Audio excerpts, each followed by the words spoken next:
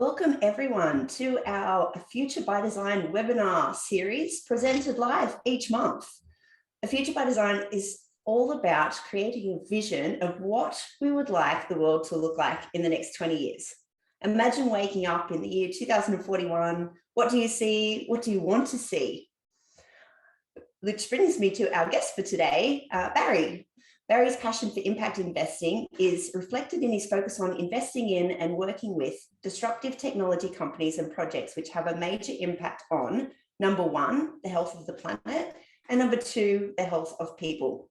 Barry's global relationships and team provide a powerful platform to generate superb investment returns while managing risk and delivering social outcomes which map explicitly to the Sustainable Development Goals. And as Barry says, social impact and leading investment returns are not mutually exclusive. I am excited to welcome Barry Palte. Yeah, thanks, Lisa. Delighted to be here this morning. Such a great topic and really almost an unstoppable wave that is actually starting to develop around impact investing. So I'm very excited to be here today. Excellent. And I know we have so many great conversations all of the time. So about this topic, I'm excited to invite our community and our ecosystem into this conversation. And to kick us off, I'd love you to share why you do what you do. Why I do what I do, I guess it's actually very deeply entwined into my personal story, Lisa. So I grew up in Africa. I was actually born in Zimbabwe, and I grew up in a very privileged family, I guess, in a country that actually ended up going through a civil war. And when I was actually a young child, I actually looked around me. I was very aware, and I saw that I was in the middle of a war situation where literally it was a black and white war. And yet when I was growing up, I had two mothers. I had my biological white mother, and I also had my black mother. I was brought up by two mothers. So I couldn't quite work out as a young child why it was that people that I was very close to were defined in a particular way, and we ended up in a war. So I started thinking very hard as a young child, and it's really gone from there. I've then been very fortunate to spend a lot of time in many countries. I've been in over 50 countries doing investing and business, and it got me to realize that the things that bind us are actually far more than the things that separate us as human beings, and yet we don't often stop to reflect on that. So that really is my core driver. It's what gets me up in the morning, that really to make a difference in bringing people together and bringing the world together.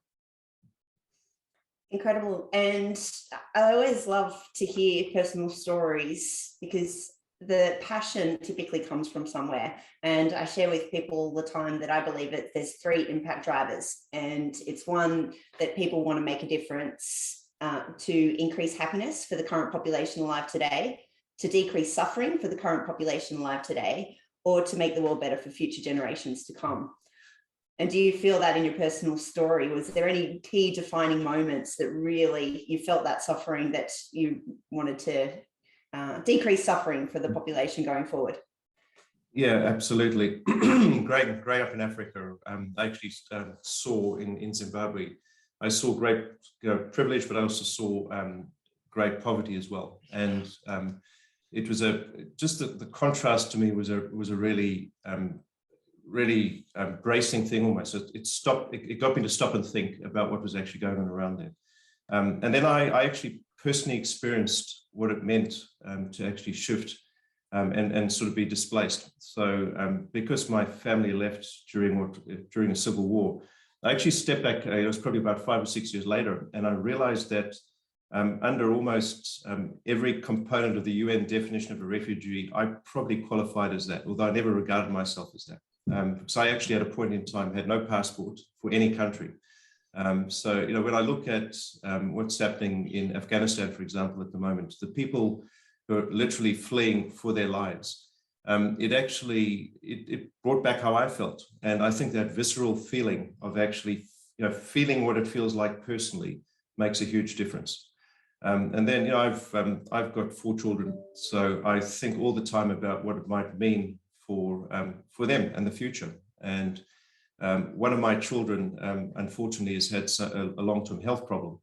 And that, again, was also a very, very personal thing. So to actually feel what it feels like to have somebody, who's unwell, and there's not much I can do with it directly, but I can do a lot of things indirectly.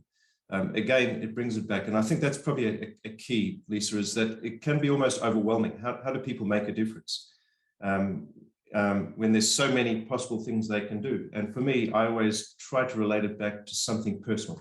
So if I could actually relate to it personally, then I could actually really get that energy and passion to go and do something about it. I love that. So how long have you been impact investing for, and what are the key trends that you've seen? I've been investing with that prism, without necessarily the label, for over 20 years. I mean, it's probably coming up to 25 years now, where I've actually been investing, but also thinking very carefully about the impact of the things that I do. So if I look at the overall market, it's developed pretty quickly over an extended, now over a pretty extended period of time. And if we go right back to the, where did this whole movement come from? It actually started in a way, possibly as early as the 1950s, right? When you had things like development finance starting to come in. And then systematically, over the last probably 20 to 30 years, people have started almost experimenting with different ways of actually having an impact at the same time as investing. If you go back to the 1980s, 1990s, I actually spent some time in South Africa, which at the time was apartheid South Africa. There was a very clear example of an initial trend where I think it was something like $600 billion was actually divested from South Africa during that period. So institutional investors in particular around the world said, we'll actually do no harm in a way. We'll actually send out a message. So that was one of the earlier examples. But then it started switching to becoming more about positive, right? So what could we actually do to make a difference? And you've had a whole series of major trends come together, including, one of the most obvious ones now is climate change. How do we actually now shift ourselves away from being purely do no harm to let's actually go and do some good?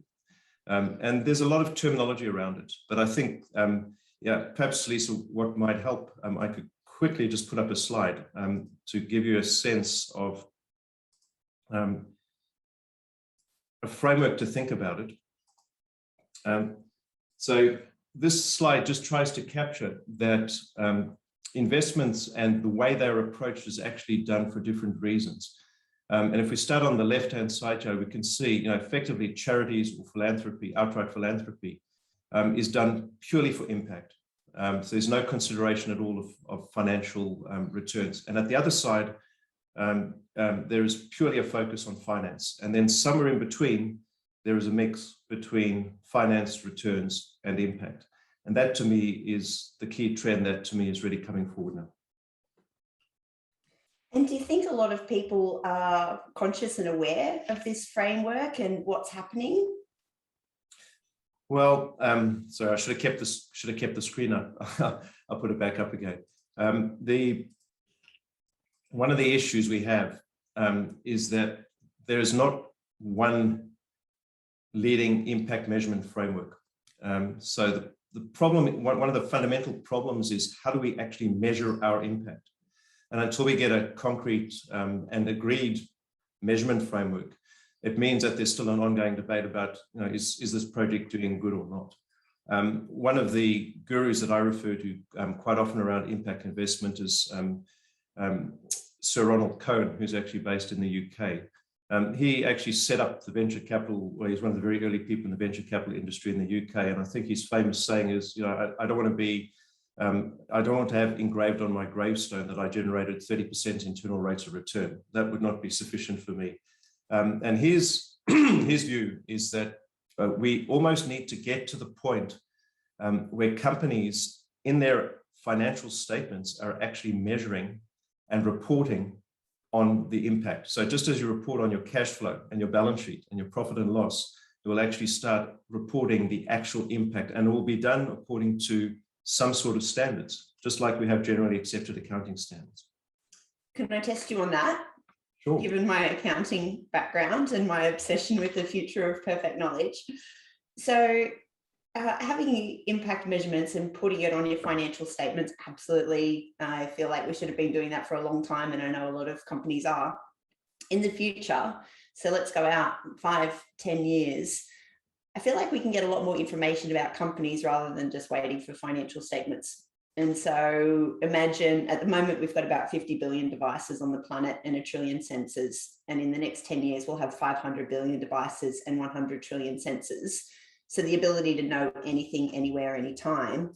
Do you think that rather than reporting on those metrics, people are going to be wanting stories as well? They're going to want to know if they're going to buy something, let's say that they're buying something in a retail store, that they can actually use their device, their phone, they can visually recognize it, they can trace back to where the actual materials came from, and they understand that in real time, the impact that their purchase will have. Yeah, I mean, so I know we've got a big gap at the moment. I know that you and I have spoken about this world of perfect knowledge that is part of your vision a number of times, and that would be amazing. It's almost a real time. And you know, what's interesting, I mean, it's a whole different topic, so I'm not sure we want to go down that particular direction. But you know, when you start bringing in blockchain and decentralized everything, right, and being able to validate things, you know, instantaneously at speed, and actually have a transfer of value, which effectively is what blockchain, decentralized finance can actually enable. It becomes really exciting because it's almost at the point that an action is taken and has a reaction and has an impact on value at that point. That could actually be captured, possibly even traded, and you could have carrots and sticks. So, I mean, if we get to that point, who needs financial statements then, Lisa? And I believe I quoted you as I was introducing you on social impact and leading investment returns are not mutually exclusive. And so that shift, I believe, that we will see in the next 5 to 10 years. Yeah, you bring up that the point, and I say it explicitly and proudly, is that that doing good does not need to come at the expense necessarily of investment returns. So if in my case, I'm totally focused on social impact investing, but I can select within that the things that have both maximum impact but also generate great returns. There is quite an interesting debate around about, well, is that possible in all scenarios? Can all issues that the world has be solved purely through that prism? And some of the other views around that are that you can be an investor with a conscious trade-off. So you can actually say, I will actually accept a lower return because I'm actually doing something which the market right now in financial returns is not explicitly rewarding. So that's, and there's very much a place for that. But then there's a whole other range of discussion going on around, but what about something as substantial as climate change and all the externalities that come with climate change, where what's really needed is actually a total change in a framework which brings in governments. And how do you actually get that part of that into your assessment of what you should be investing in? And there the argument is that there should actually be a separate pool of capital that is purely around advocacy. And I should actually thank my oldest son, actually, Joel, is actually very active in social work with Social Ventures Australia. He actually shared a fantastic paper with me a week or 10 days ago, where in certain areas, the purely an investment prism is not going to get us there, right? It's almost like money and investment has to be set aside to put forward advocacy and to make sure that certain things are actually seen as valuable. And is that an investment that you believe that companies should all be taking at the moment? Well, companies do that, Lisa, in a sense, right? They have lobbyists. They have people who try and get the ear of government. They actually try and influence outcomes. So they're already, particularly at the big end of town, that is already happening. So it's more about the decision points around how the issues are selected to then focus on. And that's where there's a little bit of market signaling going on. I noticed that, well, I mean, there's some well-known examples, right? So when Rio unfortunately got caught up in the destruction of the caves issue in Australia, for those who weren't across it, Rio was expanding in iron ore province and actually ended up blowing up some 60,000-year-old caves. That was actually that ended up affecting in a very significant way Rio's social license. And the social license is actually what has enabled Rio to actually go forth and actually do extremely well. And it's a very, very good Australian company, but sort of lost its way around not understanding the importance of actually highlighting that issue in their decision making. So, very, very public examples like that, I think, will help companies start to understand at least the base level of how they should be involved in advocacy. And that's really interesting, I guess, from all different points of view. And I think even social media and stories and everything like that, we're in a whole new world now where all of that information is going to be available. So interesting times. Yeah, interesting and exciting. And I think what we are starting to see, the volume of money that is actually now being allocated with either a very explicit or at least a partial social impact framework is just growing exponentially. The numbers I see, I think it's useful to actually divide the pools of money into the money that is mostly going into public markets and then going into private markets, mostly because the approach has been slightly different. The amount of the volume of money that it's actually with the social impact prism is being deployed in public markets is, last numbers I saw, which are probably about a year out of date, is well over $3 trillion. And there, mostly what is actually happening, it's trying to influence behavior. It's trying to send messages. So you start getting, remuneration votes to strike out certain things in protest. So I believe as recently as a couple of days ago, AGL, which is a large Australian energy generation and distribution company, had very explicit votes saying that the climate change approach needs to be adapted. So it's very public. Then on the private side, which is mostly around private equity and venture capital, there the money is actually much more directly getting allocated into projects where you can actually say, I'm doing this and I will get that outcome. So, that's the two pots of money. And I think that that focus is not going away. And you talk about investing for impact versus impact investing, that difference. So at what point do they merge? Yeah, I'll put up another slide quickly, Lisa. I think that will help just give some context around that. So if we think about it from a process point of view, right? So we're investing with impact.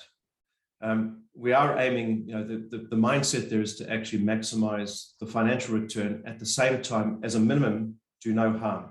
If we think about that, right, we're really, we're putting some money in, there's something happens and there's an output, but we're sort of stopping there, right? We're just saying, okay, there's something that is actually being generated. Investing for impact goes further and actually says, we'll minimize, or at least we'll set a baseline return that we want, but we want to maximize the output. There we're saying is we have to actually explicitly look at the outcome and how closely that aligns with a specific goal. So, they start merging. I mean, there's a crossover at some point, the financial return and the impact return start crossing over at a checkpoint. So also on this slide, investing for impact and the outcome and goal alignments, what do you see at the moment with startups or companies? My cat is popping up in the background there on and off. What are you seeing with their goal alignment? What goals do they have? And do you think they're big enough? Are you seeing some really big goals? Well, there's a bit of an element of self-selection that goes on here, at least in the sense that I actively look for startup founders and founders more generally not just startup, who actually are driven by those big goals. So for me, I sort of look at it quite practically in a way of, I've only got so many, hours of breathing left in this world. So I might as well maximize that. And so if I'm maximizing that, I might as well get involved in the things with the greatest impact. And therefore, if I'm doing that, I need to look for the people who are doing that. And so it's sort of self-selecting in that I tend to quickly screen out founders who don't have that sort of big, hairy, audacious goal. There seem to be a lot of founders around, though, who do have those big, hairy, audacious goals. And if anything, I'd encourage them to dream even bigger. Yeah, I think that's a big message that I have out there as well. And I traveled overseas, actually went to Singularity University back in 2012. And I walked in and there was a sign that said, how will you have a positive impact on 1 billion people in the next 10 years? And I just thought to myself, I'm doing it all wrong. I know I'm really smart, but how is this possible based on my current mindset? And it was a 5-day executive program, which was wonderful. And it taught about technology and scaling and what the world's biggest challenges were. And I think that was the eye opener, that once you see it, you can't unsee it. And so I wonder about the education and people being tuned into now to what those big problems are, and where do they get that passion from to then want to jump in and be able to solve it and have those big, hairy, audacious goals? Yeah, we are effectively global, broadcasting globally. But if I can just talk very quickly about an Australia-specific mindset almost, which is that Australia is generally has been absolutely superb at developing world-changing technology, world-changing business models. We've got way better at it over the last, particularly 5 years, maybe 5 to 10 years. But the mindset issue is that Australia as a market is actually fairly small. So for me, the mindset I'm always looking for is that the founders, that I'm investing in are from the beginning thinking global. So they, even if they start in Australia, they're actually trying to think through straight away, right? How can we actually take this out? And it brings forward, a very practical issue for me as an impact investor, is having those global networks, because it's one thing to aspire to it, but how do you connect in to move at speed? And that's really what I focus on doing. Is I've been very fortunate to build very, very deep global networks. So for me, when I look at something, if it's in Australia or anywhere, and a big chunk of my investing is outside Australia, I'm always thinking about how can I plug it into the network? How can I move it very, very quickly? How can I leverage it? How can I scale it? You almost touched on the mindset earlier as well. And I love the saying Tony Robbins talks about, that all businesses are limited by the psychology and the skill of the owner. And so what is the psychology and the skill of these founders? And, do they think global from the beginning? Absolutely. Can they leverage networks and technology to be able to have that big impact? But then do they have the passion to want to make a difference to a lot of people? Yeah. I think there's another very important element of the founder mindset, which in my experience makes a key difference. And that is the founder mindset, which says, so assuming they do want to be global, the mindset to think that, and there's certain things that I really don't know, and I don't have all those networks, I don't have all the connectivity, but I'm going to go and find them, and I'm going to take the right advice. I'm going to surround myself. We are totally represented by the people that we attract around us. So how can we attract those people that can actually assist us? And the journey of a founder all the way through to building something at global scale, that can be a lifetime journey. And there'll be many different sets of issues that need to be dealt with at different time points in that journey. So it's actually knowing what skill sets, what support, what advice, what networks, what leverage are needed at each point in that journey. And that changes. So I'll often ask a founder, right, what's your top 3 or 4 key issues right this moment? Now, go forward 3 or 4 years. What do you think your top 3 or 4 issues are going to be then? And they're always different, because as you develop, the issues become different. That comes into the skill of, can they actually ask the right questions and know who to get involved at the right time? Correct.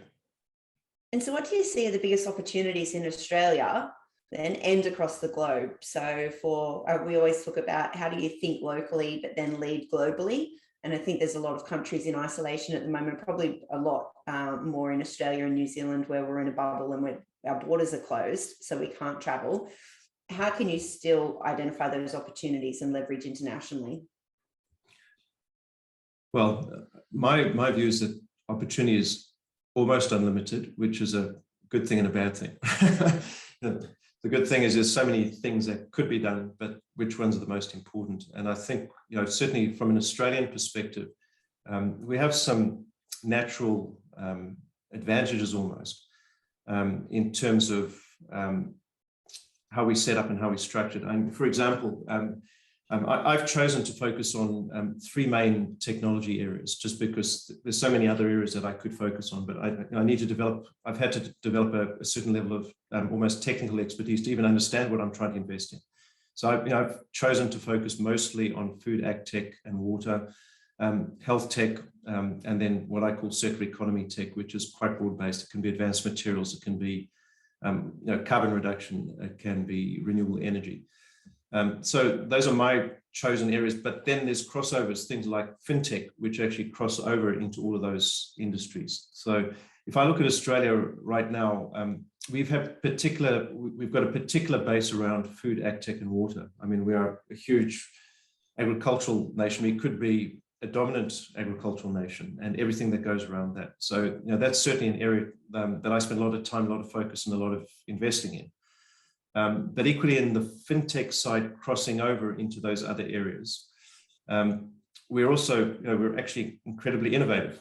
One of my very first investments, angel investments, was actually in an Australian company, which was a startup, which actually ended up developing core technology to run the backbone of electronic payments transactions in the world. So literally, something like 70%, I think, I haven't kept track of it, but in the last few years, but something like 70% at one point of the British banking system's electronic payments transactions were being processed on a platform that actually started, I was the first investor, started in a single room in Surrey Hills in Sydney, before there was a decent coffee to be had in Surrey Hills. So we've got some amazing innovation here. And so what are some of those technologies that you're excited about? For me, I love, there's just facts and statistics and constantly learning about what the biggest challenges are. And that's also then the world's biggest business opportunities. I know that we in Australia, we receive about 5% of the global rainfall and we retain less than 1 to 2% of that. And so there's technologies that are helping combat and, create new water options. But what are you seeing? What are some that you're excited about? Well, so I'm seeing exciting things in all of the areas that I'm focused on. I'll give three specific examples. I think that's probably the easiest way to describe it. So I've invested in actually a Canadian company which has developed a fully organic, non-chemical, organic pest control solution for multiple crops. It's actually derived from the mustard seed crop, which is a totally natural crop. And that technology now has the potential to remove major chemical volumes which are going into our food production system. And in fact, many of those chemicals are now being banned outright. So something where we're using nature to actually enhance nature, enhance food, and the technology also has a beneficial impact on the soil system and the ability to capture carbon. So you start getting into, wow, this is circular economy. We're actually growing and creating clean green food, but we're also capturing carbon. So that's one example. On the health side, health tech side, I'm actually on the board of an Australian vaccine company, which was established 4.5 years ago, well before COVID and before vaccines became the de jure issue of the day. The vaccine company is actually focused on taking a totally different approach to trying to prevent pneumococcal disease, which actually pre-COVID was actually killing more people than COVID is killing. So that, it's young kids, older people getting pneumonia, meningitis. And there was a vaccine in the world, which was actually focused on that disease, which was actually also coincidentally produced by Pfizer. But unfortunately, the Pfizer vaccine only covered 13 variations of the disease-causing bacteria, and there's over 100. So just as we're discovering with COVID, there's mutations.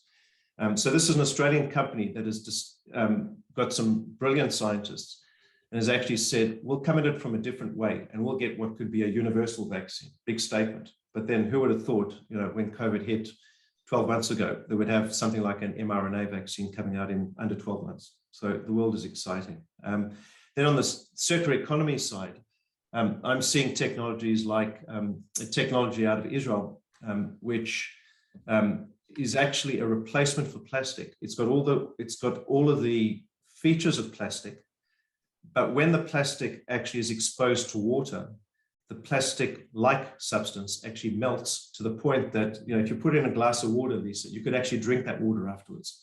And even more excitingly, you can actually tune that material to actually start dissolving based on the amount of moisture. Because what you wouldn't want to have is, all your shopping, walking home and it starts raining, and the container actually melts and all your shopping falls on the ground. So there's some amazing technology out there, and it excites me immensely. Sounds like a lot of science, and there's just the convergence of a lot of different technologies at the moment. I think there's a trend there in that each of those examples that you gave does have the ability to impact a lot of people and the planet. Absolutely. The plastics technology, we could actually stop the plastic islands in the oceans, right, which are huge, right? At the moment, the focus around plastic at best is we're going to recycle it, right? We'll actually try and capture it, we'll try and recycle it. But we have the plastic islands in the ocean, which are huge, right? So those would not exist, right? They'd actually just melt. The vaccine, right?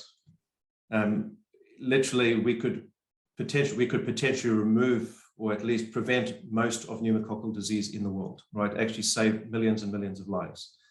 The ag tech company that I mentioned, we can take chemicals out of the food production system, which is now very clearly being shown to create cancer in many, many people. It's a bit like tobacco, right? The whole tobacco story, right? The ag chemicals is actually affecting us. So all of these things coming together will literally affect millions and millions, tens of millions, I hope, get to the billion eventually, Lisa. And so based on your framework earlier, are they for financial returns or impact returns? Well, I start off by saying, I start with the social impact, but it's also, I look at all of them and say, these could be easily unicorns and more, right? So that, the mythical unicorn, which is now not so rare. But I explicitly choose. I'm seeing it as you said in your introduction to my view, to my approaches. I don't see there as a trade-off. I'm seeing more than enough opportunities to keep me busy for the rest of my life, where I'm not seeing the trade-off. Maybe I'm wrong, but I'm not seeing the trade-off. Just because of the, I guess, almost the community that I'm actually engaging in. And how do startups then become a unicorn or get that billion-dollar valuation? Is there a formula for that? Well, that's a big question. I guess one of the challenges is that the valuation metrics around how to actually value truly disruptive companies that are actually totally shift-changing the world that we live in are actually only partly based on financial metrics. And so, you look at companies which are losing hundreds of millions of dollars still, and yet they're valued at a very large number, whatever the number might be. And the question is, how can you justify that?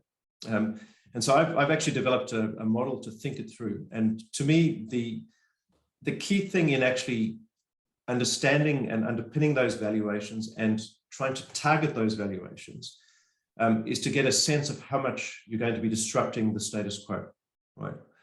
So if you're coming in as a founder with a technology that is going to dramatically reshape I mean, we'll use a well-known example, right? Elon Musk came in and said, I'm going to actually produce these things called electric cars, electric vehicles. And truth is that the technology for electric vehicles had actually been around for a very long time, but not refined.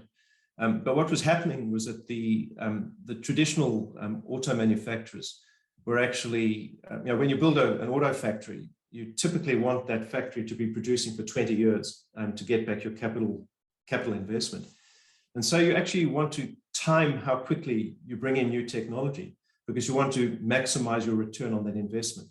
And so what happened was a lot of the, pretty much all of the traditional auto manufacturers were saying, well, we know it's there, but we'll wait. And along came Elon Musk and said, well, I'm not waiting. I'm just going to go and do it. And nobody quite believed him, and he almost went bankrupt a few times and all that sort of stuff. But then he got there, and then suddenly the whole industry has said, we have no choice, right?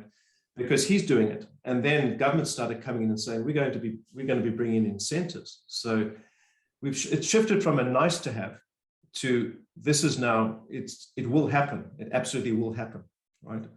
And so, that's partly what's underpinning the Tesla valuation versus some of the other more traditional auto companies, is that they missed it. They actually missed that step change in society. And the value is actually shifting to those people who see it and actually do something about it. And what about technologies? And I guess there's a lot of new science and technology coming to light for a company to come and own the market and be able to grow and scale and make the most of the market size. Is there a correlation with these big valuations, just where it's easier to buy, for bigger companies to buy some of these technologies than to build it themselves? Yeah, I think part of what I was, an exercise I encourage founders to go through right at the very beginning is, even if you're never going to sell your company, it's still a good exercise to actually think through who will perceive the greatest value in what you're building. It's sort of like if you're building a house and you're building it to sell to somebody else, you might think about what that other person might want in that house. Same with a company. Think about the disruption, think about the impact, and who will you have the most impact on? And then you can do it as this webinar is actually titled, you can actually develop a future by design. You can literally design your company as almost as an architectural piece to actually deliver what an end buyer or acquirer might want to actually buy. And we are seeing that companies are taking longer for those exits. So in the past, there was a trend where companies would IPO 6, 7, 8 years, and now it's more 12, 13, 14 years, and some are doing things completely different. What do you think is the main driver of that? And can you actually model for that 12 years what your valuation is going to be and the impact that you're going to have on people over those 12 years? I think the biggest driver, Lisa, is that there's so much money flowing into private investment vehicles, as opposed to and private investment vehicles specifically targeting technology investment. So there's just a lot more money around to actually fund at much larger scale companies through the various phases, as opposed to having to go early to a public market. And there's nothing wrong. To me, I always say that a public market listing, an IPO, is not an exit per se, right? It's a way. I always say, do an IPO for a reason, right? You're doing it because you want to be globally known. It's about getting people to know about you. There's an assumption about a certain rigor in your company. You might want to follow on fund, and it's easier to do that. What has been traditionally easier to do it in a public market.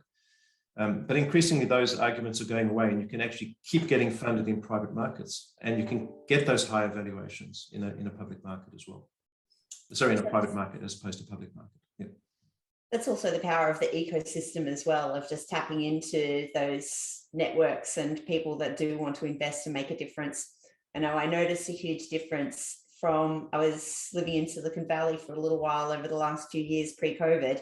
And the ecosystem there with pitching and investment is so vibrant. And I'd have pitch meetings and you'd almost sit down back to back with a number of companies in a day, and they'd start with, we need this much money to do this. Whereas in Australia, I found that, it might be 2 or 3 meetings before they're actually willing to ask what they're after or how they can help. And I think that that's a little bit of a communication difference in Australia, and really leveraging off what can we learn from how people are doing it around the rest of the world and engage more like that here in Australia. Yeah, I mean, one of my favorite stories, just triggered something for me, Lisa, which is I was very fortunate.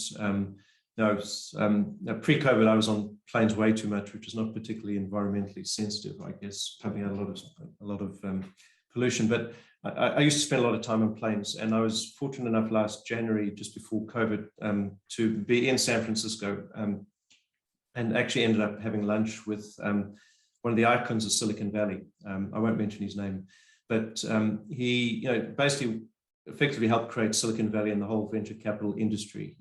He's been doing, did that in the, I think it was the late 60s, early 70s. Absolute icon of the industry. And I sat down with him for lunch. He actually ended up investing in a company I'm invested in. It was just talking stories. And he told me the story of how he had invested in a little company called Apple at a $3 million pre-money valuation. And I just said, oh, wow, how did that happen? And he basically said, he met these 2 guys, a guy called Steve Jobs and a guy called Steve Wozniak. And he just said, I have to invest in that company. I mean, it was just energy. It was just like passion, vision, everything, right? Who could have gone to do it? He said, there's no opportunity to invest. So he literally went and he camped out in the foyer of the then very, very small Apple office and said, I believe you've got a capital round going at the moment. I'd like an allocation. And they said, I'm really sorry, but there's none, right? And he just said, I'm not leaving. So he literally camped himself in the foyer. And right towards the end of the day, some guy came out and said, you're very, very lucky. But I think it was Steve Wozniak's had decided to sell a little bit of extra equity because he wanted a bigger house.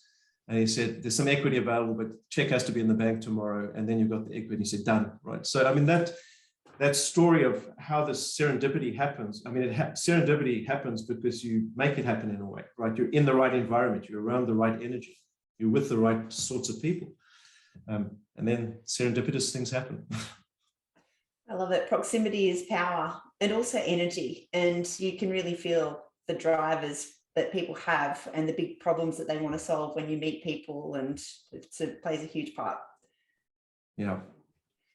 So my next question is around the world's biggest problems. And I'd love to ask you, what do you see are the world's biggest problems that you'd like solved with technology? Well, I'd like us still to have a world to live on in 20, 30, 40, 50, and certainly my grandchildren, great-grandchildren, if I ever get around to having them, I think would appreciate that. So I think that's the most basic issue. If we don't, I sort of describe it, I had almost a surreal experience again last January. For those who remember, it sort of got a little bit lost because of COVID, but Australia had huge wildfires to the point where Sydney, you couldn't see 5 feet in front of you. I literally went from Australian wildfires straight into San Francisco, US. I was actually on a round the world trip. And half the way through, this thing called COVID suddenly appeared. And since then, the whole world has sort of shut down. So we've literally had, we've had fires, we've had floods, we've had viruses, we've had all sorts of things coming at us. It's literally just nature. In my view, it's nature just saying enough is enough, right? We have to do something about this. So that to me is the biggest underlying issue. And COVID is a major impact, obviously, but COVID has actually got a probably less than 1% mortality rate, right? Less than, about 1% of people who get it might die. Imagine if we actually run out of water. Imagine if the temperatures are now higher than we can actually sustain. And we have a potential mortality rate of 100%. Imagine how society will just unravel. I mean, we're starting to see how it unravels when we've got COVID and all the different views. So that to me is the underlying one, Lisa. Unless we solve that, everything else is pretty much meaningless. But within that, there is specific things like health. Clearly, we need to solve issues and not just come up with the solutions, but come up with accessibility. We've got 7 billion people in the world. If we keep on the current trends, then I think the numbers are by 2050, we're meant to have 9.6 billion people in the world. So it's another 2.5 billion people that we'll have between now and 2050. So how do we give all of those extra people access to the right things? How do we actually sustain their impact on the world? So food, water, health, carbon capture, reuse. These are the things that I think really will drive, certainly for me, is the most exciting things. Incredible. And we're touching on a little bit of the Sustainable Development Goals there as well with the United Nations. And I've seen a trend, whereas over the last few years, some of the pitch competitions, we were running global impact challenges, and they would say that they are aligned with SDG 4 or SDG 8, whatever it may be. But understanding the sub-targets and the sub-goals now, I think, is so important. And I was on a call with Sally, who was the founder of the Freedom Hub, and she was talking about that they are looking at modern slavery, and it's SDG 8.7 was the sub-point. And I love it when people can really identify, having a look at that holistic view. It's almost like that zoom out and then zoom in of what are the biggest challenges, and using the SDGs as a resource I can find really great for people that are looking to start businesses or that want to go into create a unicorn that's going to have a big impact as well as financial returns. And how do they tap into that? And so that's a great guide. And then secondary, I love that we're also not only just raising the bar for all of people and planet, which the SDGs are saying, here's all the biggest challenges, but how do we also raise the bar? And so there's a startup here in Sydney actually that are doing HEO robotics, and they're doing asset management for satellites. And so understanding that, satellites their effective life is typically about 60% of what's expected, and we're creating space junk. And so once upon a time, we had all this plastic and we just thought we'd put trash into the ocean because it was so big. Sometimes these satellites are actually going up into higher orbit and we're creating space junk as opposed to coming down and burning up in the atmosphere. And I think there's always going to be things like that where we can actually tune in to what the world needs. Yeah, it's, we're in a disruptive time. We've almost, we've got both the most amazing opportunities, but the most amazing challenges. So the key issue is, how do we actually mobilize? How do we bring it together? I found, you mentioned the UN SDGs. I've always regarded them as a directional aid almost, right? Just to give me a broad sense about the things that broadly humanity seems to agree are important. But then, as you say, you have to dive down into the next layer, right? To actually really understand the specific things that you're doing that will actually get the outcome. Yeah, absolutely. And so are there any other thoughts on sort of, what's driving investment in these before I ask you what you'd like to see the world like in the next 20 years? Oh, gosh. Well, there's one thing I always say is demographics is destiny, right? So, if we're trying to actually impact 1 billion people, then we need to understand the people, right? What is it? And I've got 4 children, as I mentioned, and haven't quite checked which category they would exactly fit in, millennials or other, but certainly, I sit down with my kids, and they are very passionate. All of them are very, very passionate about making a change. And I think it's not always a generational thing. There's always passionate people in every generation. But I'm seeing almost an attitudinal change that it's just not good enough not to do things, right? We actually have to get on with it. We have to actually take some action.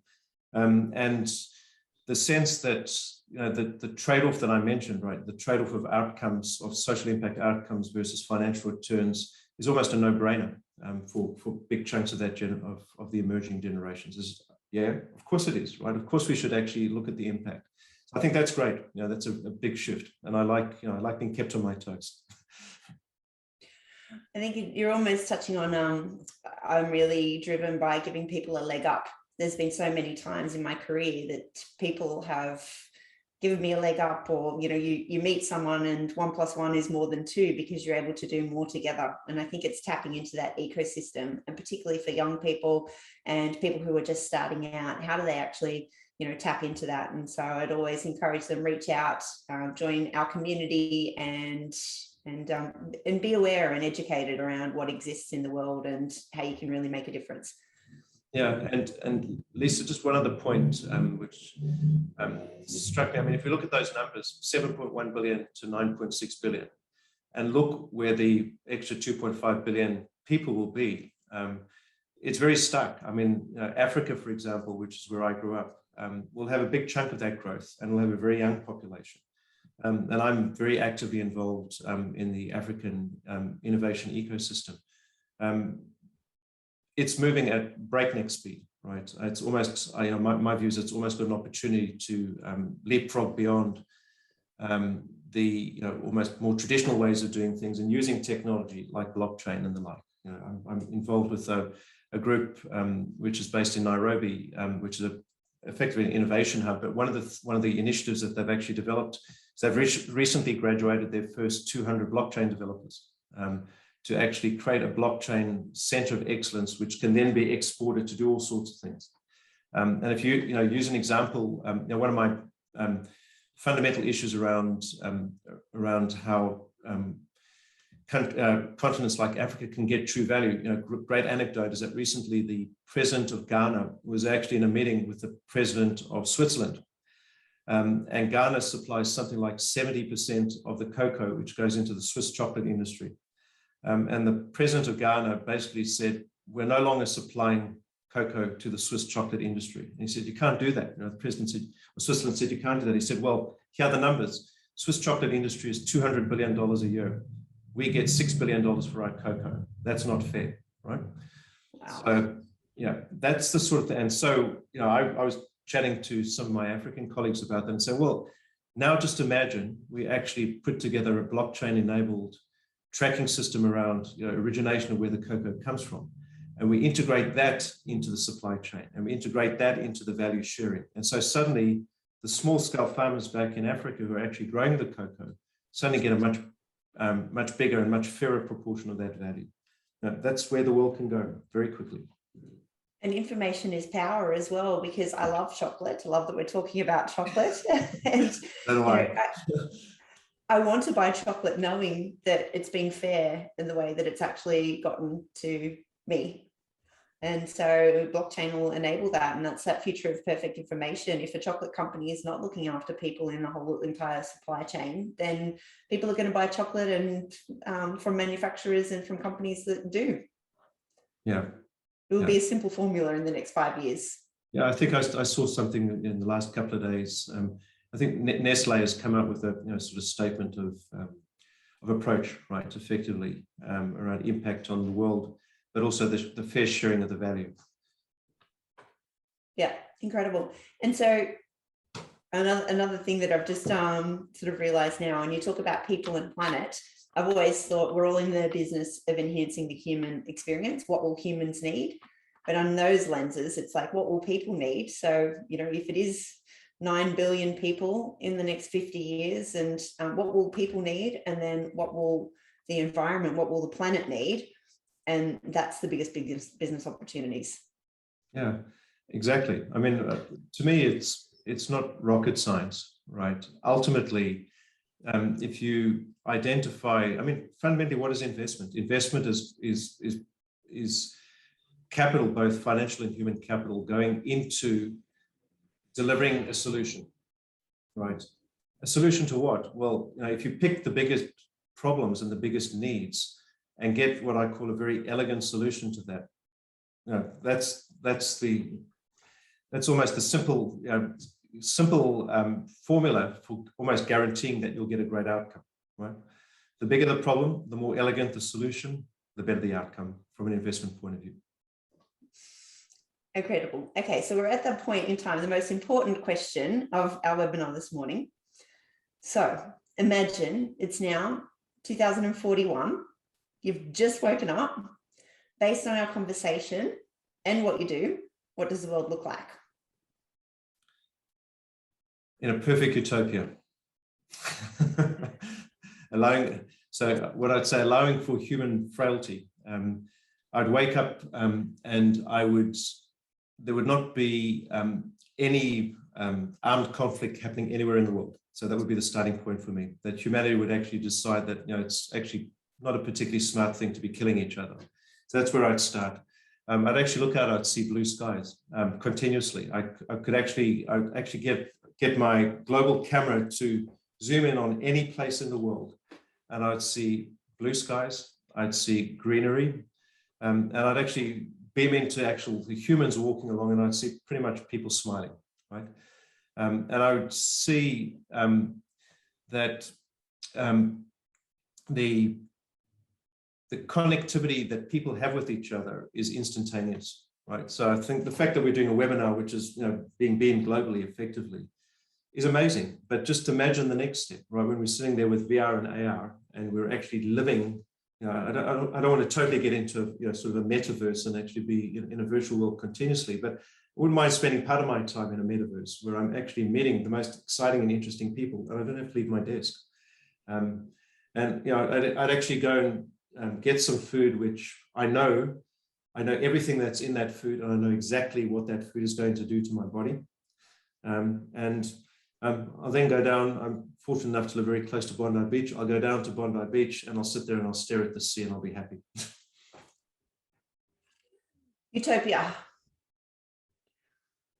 Based on our conversation this morning, I would love to see a world that there is no conflict. And so we wake up in the morning, I wake up and I'm going to be eating food that has not had pesticides in the growing of it. I'll understand exactly how it was manufactured. The whole entire supply chain will be transparent. Even if the chocolate as well, I was going to say chocolate to start, but I probably won't be having chocolate for breakfast because the technology will have already augmented and enhanced my experience and told me what I should be eating at the time. And if we are living in a little bit in virtual reality and augmented reality, we've got the haptic suits. And so we can actually have our food needs, our water needs, and our entertainment needs, whatever it may be, provided by technology so that we're enhancing our human experience, not just for some, but for everyone.